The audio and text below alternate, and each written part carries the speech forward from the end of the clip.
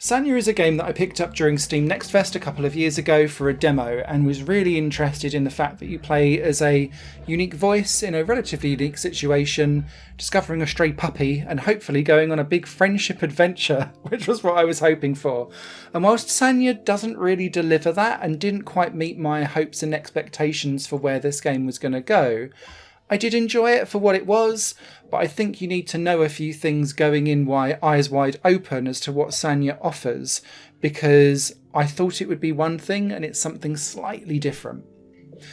Sanya, for me, I was billing it a little bit like Venba, which is a game that I absolutely adored last year, which was a short and succinct 2-hour experience, giving a unique voice, so someone that had moved countries and was trying to reconnect through their culture or to understand more about culture and family dynamics and becoming your own voice and independent voice through Indian cuisine.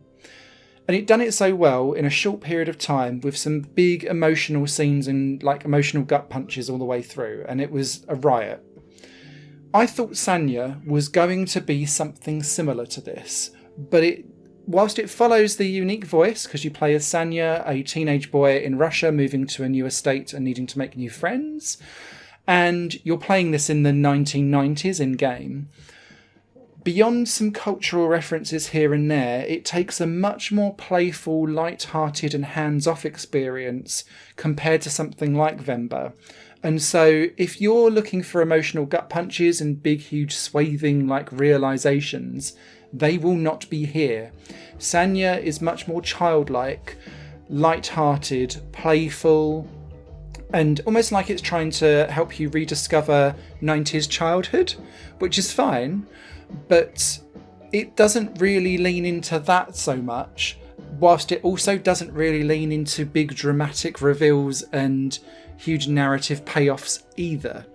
And so it straddles this weird line where you feel like it's doing everything slightly too lightly and you wished for more engagement. And I'll try and explain what I mean by this.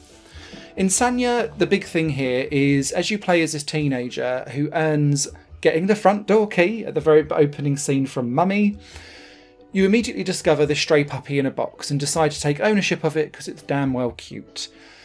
The thing that I was hoping for this was that there would be some kind of overarching bond or build up of some kind of friendship or playfulness that goes on with this puppy called Pumpkin over time. But it becomes incredibly transactional because there's only a couple of things you can do with it. And none of it is like just for bonding or just for friendship or just because you can. It's literally when a puzzle comes along, it's a dig here, travel through here, sniff this, sit. And those are the 4 things that you can pretty much do with the dog over the course of the game, but they are very puzzle specific. And then there's no real reason to do anything else with the puppy beyond that, and it just follows you around anyway, occasionally yapping. And so I was hoping for this to be some kind of build up the bond experience and have new interactions or feel like something was being earned here, but it stayed very transactional and it didn't feel natural to me or having any kind of human element to it for that relationship. And the same thing carries across to you making friends as well, because that's the other key part of this story, is that Sanya's trying to make new friends in the estate. Your 3 main friends that you befriend, 2 are nice, one's a total dick. Let's be frank. Essentially you keep having to go through trials to prove that you should belong in this friendship group, which leads to the big climactic finale where everything is supposed to be really earned, and you find out that they are very nice people and good friends and that they care, and the dog is super dog. It's very telegraphed and you can kind of see it coming from a mile off.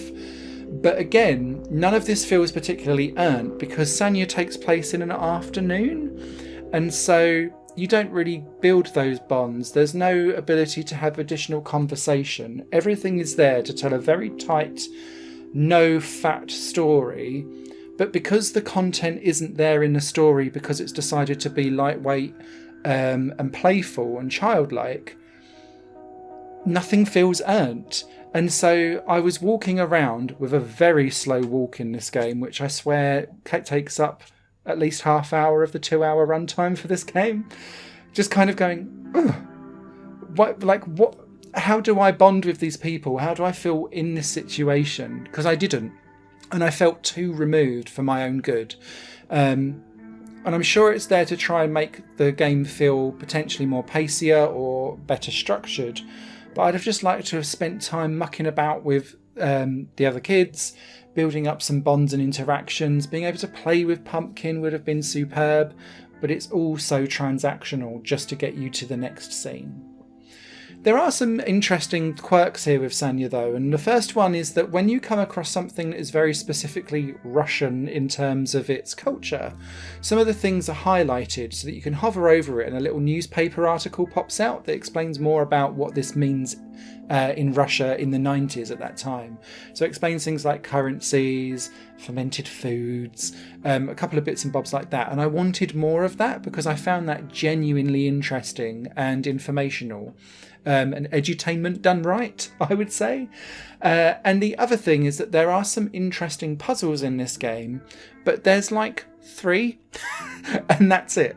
So you can't really call it a point and click adventure either, because the puzzles, like there's a couple max, and the rest of it is just walking from character to character, more like a walking sim than a point and click adventure, which is what this is being sold as. The last thing I'd say that I quite enjoyed about Sanya is a lot of the environment does spark additional text conversations or inner thoughts about what either Sanya is thinking about or triggering conversations with some other characters, which does give some depth and detail in some places, but it's often around nostalgic things. So like there's a whole scene that really emphasises like, oh my god, Nan's got 5 TV channels on her telly, we've only got 3. And I was like, yes, I remember this from the 90s.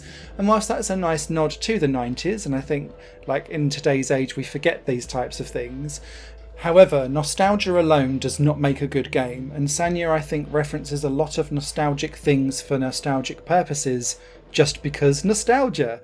And it doesn't sit with a narrative spine to back all of this up. And so just know what you're getting going in and adjust your emotional antennae to suit. If you're expecting big emotional beats, they aren't here. This is light-hearted and fluffy, and if you go in expecting that, you'll probably enjoy the game much more than I did, going in and kind of leaving it thinking, oh. So yeah, written review will be over on higherplanegames.com. Take care. Higher Plane Games is part of the Higher Plane Network, a completely independent media outlet supported by people like you. The goal is to create the best possible content that cultivates a richer indie scene for games as well as music and entertainment. To find out more and to get involved, visit patreon.com/Higher Network. Your support makes all the difference, and in return you'll gain access to bonus content and downloads. Thank you for watching.